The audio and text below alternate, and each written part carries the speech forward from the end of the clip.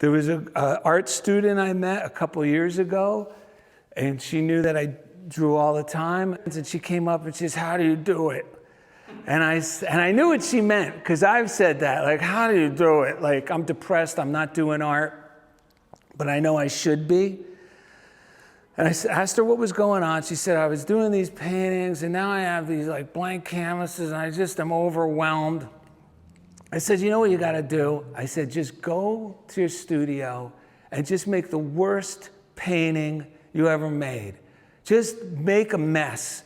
And she was young and hip, and I'm like her grandfather's age, so I figured she's, I don't really expect most young people are going to take my advice to heart. 3 months later, I bump into her. She looks like a different person. She is so excited. She comes running up. She goes, I did what you told me.